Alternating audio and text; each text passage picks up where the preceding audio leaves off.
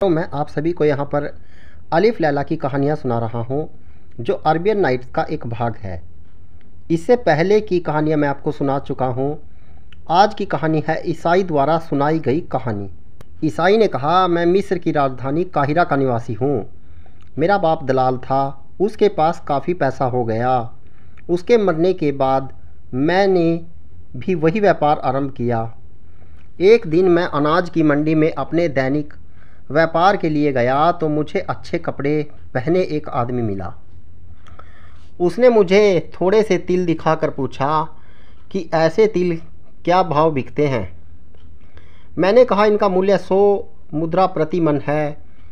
उसने कहा कि तुम इन्हें इस मूल्य पर बेच दो और ख़रीदने वाला मिल जाए तो उसे मेरे पास ले आना। मैं फलां सराय में ठहरा हूँ। व्यापारियों से मोल भाव किया तो उन्होंने कहा कि हम 100 मुद्रा प्रति मन पर सारे तिल खरीद लेंगे। मैं उस सराय में गया जहाँ का पता मुझे दिया गया था और व्यापारी के गोदाम खुलवा कर अपना माल तुलवाया। वह 150 मन निकला। माल गधों पर लदवा कर मैंने मंडी के व्यापारियों को दिया और उनसे उसका मूल्य लेकर सराय में गया और 16,500 मुद्राएं उसके आगे रखी। उसने कहा कि 10 मुद्रा प्रति मन के हिसाब से 1,500 मुद्राएं तो तुम्हारी ही हुई। तुम इन्हें ले लो और बाकी 15,000 मुद्राएं भी अपने पास रखो। ज़रूरत पड़ने पर मैं तुमसे ले लूँगा।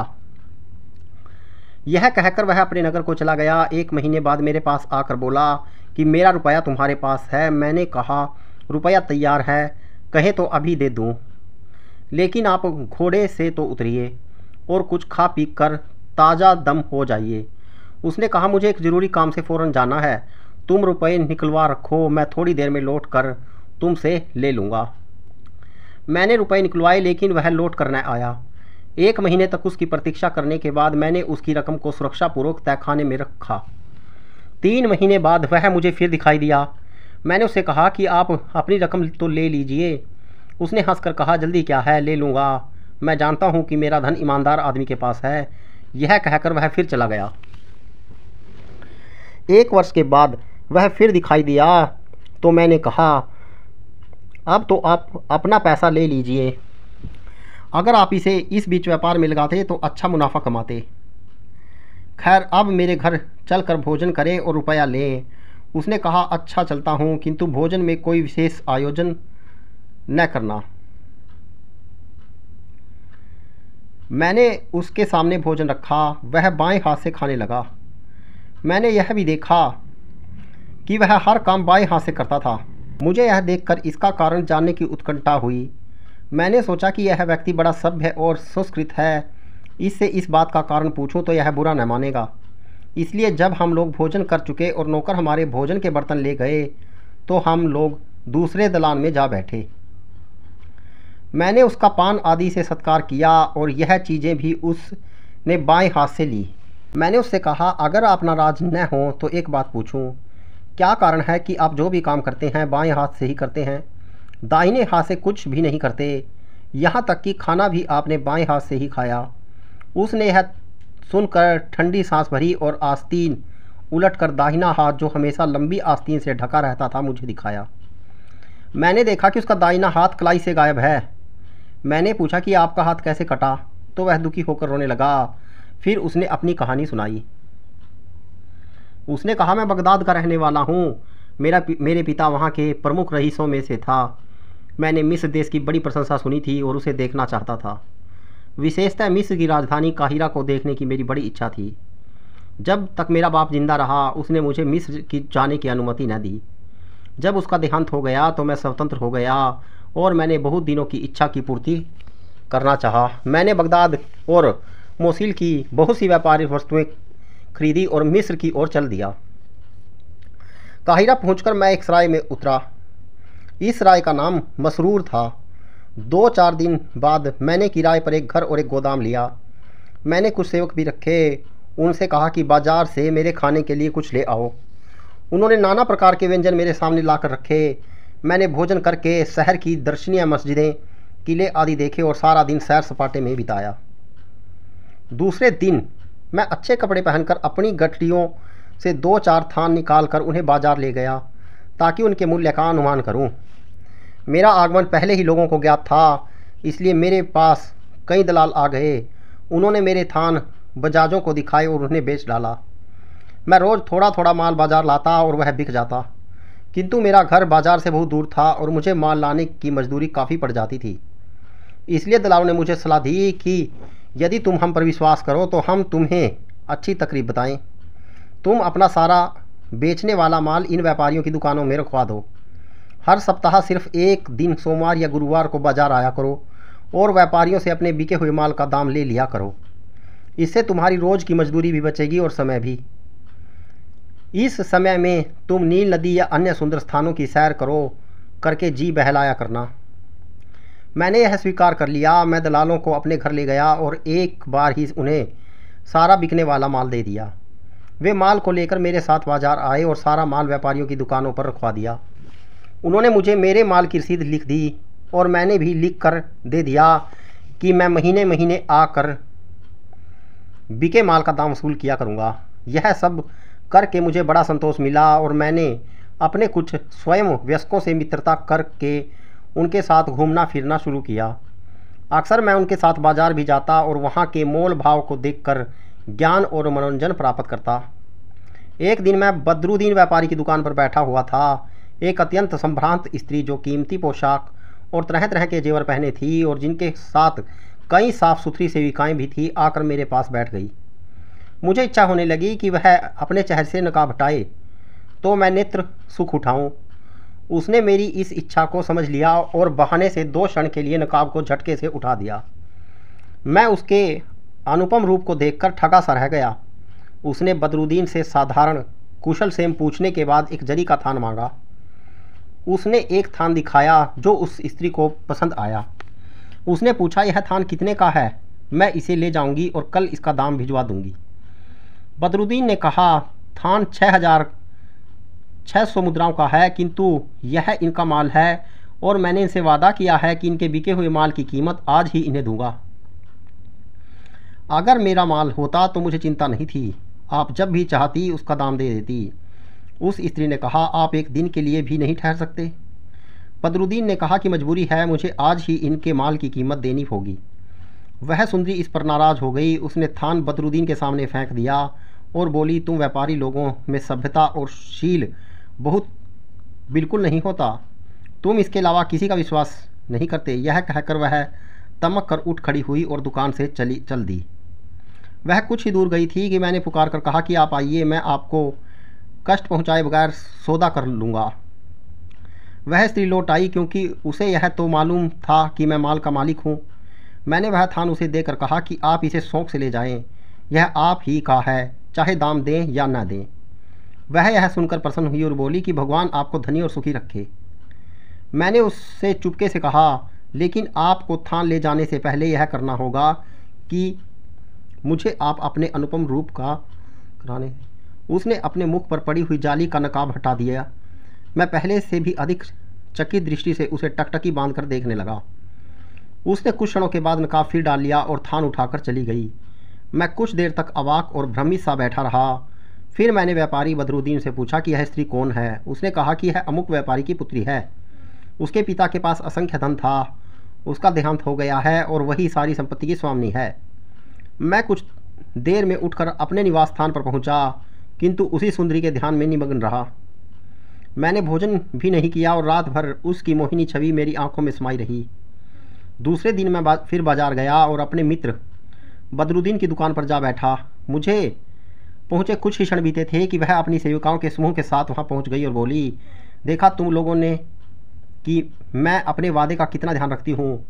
मैंने कहा था कि आप पर मुझे पूरा भरोसा था और आपने बेकार ही इतनी जल्दी दाम पहुँचाने का कष्ट किया। वह बोली कि यह ठीक है, किंतु लेन देन में खरापन अच्छा रहता है। यह कहकर उसने 6,600 मुद्राओं की थैली मुझे दी और मेरे पास बैठ गई। मैं जब बदरुद्दीन तथा अन्य लोगों का ध्यान इधर न था, उससे अपने प्रेम का निवेदन किया। उसने कुछ उत्तर न दिया और उठकर चली गई। मैंने समझा कि मेरे प्रेम निवेदन से वह रुष्ट हो गई, अतएव और दुखी हुआ। कुछ देर बाद मैं भी वहाँ से उठकर निरुद्देश्य एक और चल दिया। काफ़ी दूर जाकर जब एक गली में पहुंचा तो किसी ने मेरी पीठ पर हाथ रखा। मैंने पलट कर देखा कि वह उसी सुंदरी की एक सेविका थी। मुझे उसे देखकर खुशी हुई। उसने धीरे से कान में कहा कि मेरी मालकिन तुमसे बात करना चाहती है और तुम्हें बुला रही है। मैं तुरंत उस परिचारिका के साथ हो लिया। थोड़ी दूर जाकर देखा कि वह सुंदरी एक सराफा की दुकान पर बैठी है। वह मेरी प्रतीक्षा अधीरतापूर्वक कर रही थी और उसने मुझे तुरंत हाथ पकड़कर अपने समीप बिठा लिया और बोली, तुम ही मेरे प्रेम में व्याकुल नहीं हो? मेरी भी यही दशा है, किंतु बदरुद्दीन के सामने यह कहना उचित नहीं था। उसने कहा कि या तो तुम मेरे घर चलो या मैं तुम्हारे घर आऊँ। मैंने कहा, मेरा किराए का मकान तुम्हारे आगमन के योग्य नहीं है, मैं ही आ जाऊँगा। उसने कहा, ठीक है, कल बुधवार है, तीसरे पहर तुम अमुक गली में आकर अमुक व्यापारी का मकान पूछना, मैं वहीं मिलूँगी। मैं घर आ गया। वह दिन और रात बेचैनी से बिताई। दूसरे दिन सवेरे ही मैंने बढ़िया कपड़े पहने, निश्चित समय पर एक थैली 50 अशरफियों की अपनी कमर में बांधकर उस सुंदरी की बताई हुई गली में पहुंचा। मैंने एक आदमी से उसका मकान पूछा तो उसने बता दिया। मैंने अपने किराए के ऊँट से चालक को किराया देकर कहा कि कल सुबह यहीं से मुझे ले जाना और मेरे घर पहुंचा देना। घर के दरवाजे पर जाकर ताली बजाई तो 2 गुलाम लड़कों ने द्वार खोला और कहा कि अंदर आइए, मालकिन आपकी राह देख रही है। मैं अंदर गया तो देखा कि 7 सीढ़ियाँ ऊंचे फर्श की एक विशाल वहरादरी है जिसके चारों ओर जाली का घेरा है। उसके आगे एक फूलों का बाग था। इसके अलावा कई घने वृक्ष भी उस भवन में थे। पेड़ों से लदे हुए पेड़ भी थे जिन पर पक्षी कलरव कर रहे थे। पक्षियों की मधुर ध्वनि के अतिरिक्त ऊंचाई पर बने हुए कुंडों से निर्झर रूप से पानी उस बाग में गिर रहा था। वे कुंड बड़े विशाल और सुंदर थे और उनमें अजगर के मुख की आकृति के परनाले बने थे जिनसे पानी बाग में गिरता था। पानी भी स्टाफिक मणि की भांति स्वच्छ और अत्यंत निर्मल था। दोनों गुलाम मुझे एक मकान में ले गए जो अत्यंत सुंदर और उसमें भांति भांति की सजावट की चीज़ें रखी थी। वहाँ एक गुलाम मेरे पास रहा और दूसरा दौड़कर अपनी मालकिन को खबर करने के लिए गया। कुछ ही देर में वह सुंदरी हंस जैसी मंद और शालीन गति से चलती हुई आई। वह अत्यंत मूल्यवान वस्त्र पहने थी और सिर से पांव तक जेवरों से लदी हुई थी। उसे देखकर मैं खुशी से पागल हो गया। वह भी मुझे देखकर अत्यंत प्रसन्न हुई। हम दोनों एक दालान में बैठकर बातें करने लगे। कुछ देर में भोजन बन गया। हम दोनों ने साथ ही भोजन किया और फिर बातें करने लगे। थोड़ी देर बाद गुलाम हमारे पास फल, मेवे और शराब लाए। कुछ सेविकाएं मीठे स्वर में गाने लगी और कुछ अन्य प्रकार की परिचर्या करने लगी। मेरी प्रेमिका भी अपने हाव भाव और मधुर गायन से मेरी प्रसन्नता बढ़ाती रही। इसी तरह सारी रात आनंद से बीती। सवेरा हुआ तो मैंने 50 अशरफियों की थैली चुपके से उसके गांव तकिए के गिलाफ के अंदर रख दी और उसके पास से उठकर कहा कि अब मैं चलता हूँ। उसने पूछा कि अब कब आओगे? मैंने कहा कि आज शाम को फिर आऊँगा। वह हंसी खुशी मुझे द्वार तक पहुँचा गई। सवारी के लिए ऊँट वाला दरवाजे पर मेरी प्रतीक्षा कर रहा था। ऊँट पर बैठकर मैं अपने घर आया और ऊँट वाले से कहा कि शाम को मुझे फिर उसी मकान पर पहुँचा देना। अपने घर से मैंने तरह तरह की खाद्य वस्तुएं उस सुंदरी के घर भिजवाई। शाम को निश्चित समय पर ऊँट वाला आया। मैंने 1 और 50 अशरफियों की थैली कमर में बांधी और अपनी प्रेमिका के साथ सारी रात बिताकर सुबह फिर चुपके से वह थैली उसके पास छोड़कर विदा हुआ। इसी तरह मैं काफ़ी समय तक उसके यहाँ जाता रहा और रोज़ाना 50 अशरफियों की एक थैली उसके पास छोड़ आता। कुछ ही समय में मेरा सारा धन समाप्त हो गया और मैंने उसके यहाँ जाना छोड़ दिया। धनाभाव से मेरी बुरी हालत हो गई और मेरी समझ में नहीं आ रहा था कि क्या करूं। एक दिन सवेरे के समय मैं शाही किले के पास घूमने गया। वहाँ काफ़ी भीड़ भाड़ थी। अचानक से मैंने देखा कि एक आदमी घोड़े पर सवार आ रहा है और उसकी जीन से एक लंबी डोर के सहारे एक मुद्राओं की थैली लटक रही है। संयोग से एक लकड़हारा उसके समीप से निकला। उसने लकड़ियों की खरोंच से बचने के लिए घोड़े का रुख यकायक फेरा। इससे वह थैली मेरे बिल्कुल पास आ गिरी। मैंने लालच में आकर थैली को झटके से अपने कब्जे में कर लिया। सवार ने जब देखा कि थैली गायब है तो उसने अपनी तलवार म्यान के अंदर रखे हुए ही उसे मेरे सिर पर मारा। मैं गिर पड़ा। आसपास के लोग उस सवार को बुरा भला कहने लगे कि तुमने इस बेचारे को क्यों मारा। उसने कहा कि तुम लोगों को कुछ नहीं मालूम, यह चोर है और इसने मेरी थैली चुराई है। मेरे दुर्भाग्य से उसी समय सिपाहियों की गश्त आ पहुंची। गश्त के मुखिया यानी दरोगा ने पूछा कि भीड़ क्यों लगाए हो। सवार ने अपनी थैली के खोने की बात कही। दरोगा ने पूछा कि तुम्हें किसी पर शक है या नहीं, तो उसने मेरी ओर इशारा करके कहा कि थैली इस आदमी ने चुराई है। दरोगा ने पूछा तो मैंने इनकार किया। फिर भी सवार ने जोर देकर कहा कि चोर यही है। अब दरोगा ने सिपाहियों को आदेश दिया कि मेरी तलाशी ली जाए। मेरी तलाशी ली गई तो थैली मेरे पास से निकली। दरोगा ने सवार से कहा कि अगर यह थैली तुम्हारी है तो कुछ पहचान बताओ जिससे सिद्ध हो सके कि थैली तुम्हारी ही है। उसने एक विशेष प्रकार के सिक्के का नाम लेकर कहा कि इस थैली में इस प्रकार के 20 सिक्के हैं। थैली कर खोल कर देखा तो उसमें वास्तव में उस प्रकार के 20 सिक्के निकले। दरोगा ने थैली सवार को दे दी और मुझे पकड़कर काजी के सामने पेश कर दिया। काजी ने आदेश दिया कि इसका दाहिना हाथ काट दो क्योंकि चोरी की यही सज़ा है। मेरा हाथ काट दिया गया। फिर काजी ने कहा कि यह तो चोरी का दंड हुआ, इसने झूठ भी बोला तो इसलिए झूठ के दंड स्वरूप इसका एक पाँव भी काट जाए। अब मैंने उस सवार के जो गुहा के तौर पर वहाँ था पाँव पकड़े और अनुनय विनय की कि मुझे काफ़ी सज़ा मिल चुकी है, अब इस नई सज़ा से मुझे बचाओ। उसे मुझ पर दया आई और उसने काजी से कहा कि मैं अपना अभियोग वापस लेता हूँ, इसे झूठ बोलने का दंड न दें। अतएव काजी ने पाँव काटने का आदेश वापस ले लिया। सवार वास्तव में भला आदमी था। उसने वह थैली मुझे दे दी और कहा, तुम्हारे व्यवहार और सकल सूरत से यह नहीं मालूम होता कि तुम पेशेवर चोर हो। तुम पर जरूर कोई ऐसी विपत्ति पड़ी होगी कि तुमने ऐसा काम किया। यह कहकर वह अपनी राह चला गया। वहाँ जो लोग थे मुझ पर दया करके एक घर ले आए। वहाँ उन्होंने मुझे कुछ खाने पीने को दिया। एक गिलास सिरा पिलाई और मेरे हाथ में दवा लगाकर खून बंद करने के बाद उस पर पट्टी बांध दी। मैं धीरे धीरे अपने घर आया। अब कोई सेवक वहाँ नहीं था क्योंकि निर्धनता के कारण मैंने सबको हटा दिया था। कुछ देर जी घबराया कि अकेले कैसे रहूं। सोचा कि अपनी प्रेमिका के पास चलूं। एक बार ख्याल आया कि मेरी ऐसी हालत देखकर वह मुझसे घृणा करने लगेगी, किंतु और कोई व्यक्ति ऐसा था भी नहीं जिसका मैं सहारा लेता। अतएव एक अन्य रास्ते से गिरता पड़ता मैं उसके घर पहुंचा और एक बिस्तर पर चुपचाप लेट गया। कुछ देर में वह सुंदरी मेरे पास आने का समाचार पाकर मेरे पास आई। मैंने अपना कटा हुआ हाथ अपनी आस्तीन में छुपा लिया।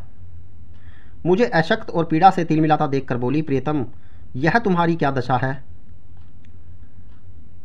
मैंने सारी घटना का छुपाने का निर्णय किया और कहा कि मेरे सिर में बहुत दर्द हो रहा है, इसलिए तड़प रहा हूँ। वह बोली, तुम यह बहाना बना रहे हो, तुम्हें कोई और कष्ट है, केवल सिर दर्द से तुम ऐसे तड़पने वाले नहीं हो। कुछ दिन पहले तक तो तुम हट्टे खट्टे थे, यह तुम्हें क्या हो गया है?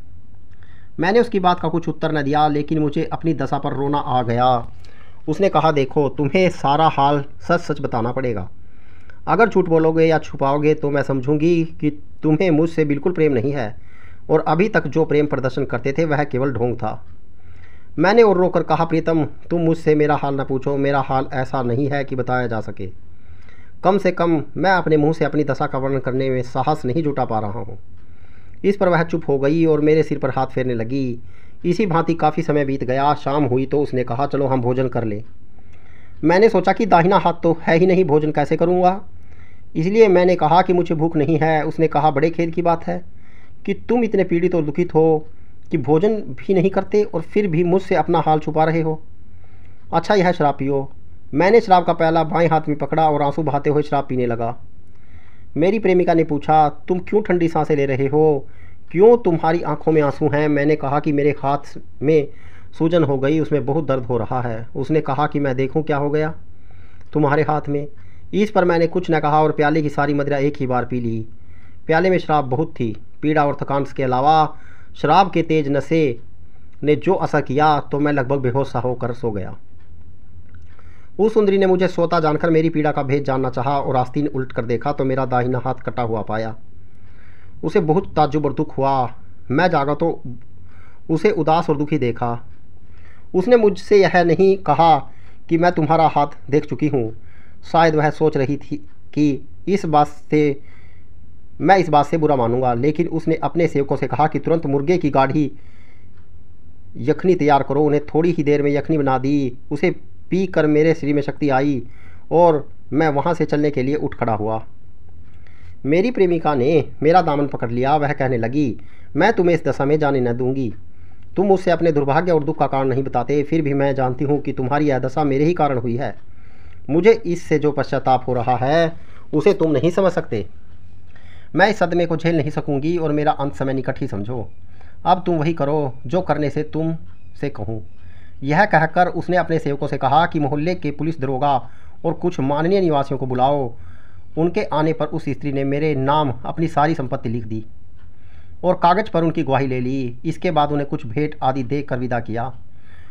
उसके जाने के बाद उसने एक संदूक खोला जिसमें मेरी दी हुई सारी असरफियों की थैलियाँ रखी थी। उसने कहा, तुम यह थैलियाँ मेरे लिए छोड़ गए थे, लेकिन मैंने उन्हें हाथ भी नहीं लगाया। यह कहकर उसने संदूक में ताला डाल दिया और उसकी चाबी मुझे दे दी। उसी दिन से वह स्त्री बीमार पड़ गई। उसका रोग तेज़ी से बढ़ता गया और वह 3 सप्ताह बाद मर गई। मैंने उसके सारे अंतिम संस्कार पूरे किए और फिर उसकी सारी संपत्ति को लेकर जो उसने मेरे नाम कर दी थी बगदाद आ गया। वो तिल जो तुमने बिकवाए थे उसी के धान खरीदे गए थे। उस बगदाद के व्यापारी ने सारा हाल कहकर मुझसे कहा, अब तुम्हें मेरे बाएं हाथ के खाने का रहस्य मालूम हो गया। मैं तुम्हारा आभारी हूँ कि तुमने इतना समय लगाकर और कष्ट सहकर मेरी कहानी सुनी और मेरे जी को हल्का किया। तुम्हारे शालीन व्यवहार और भद्रता ने मुझे बहुत ही आनंद मिला है। मेरे तिलों का जो दाम तुम्हारे पास है वह तुम ही रख लो।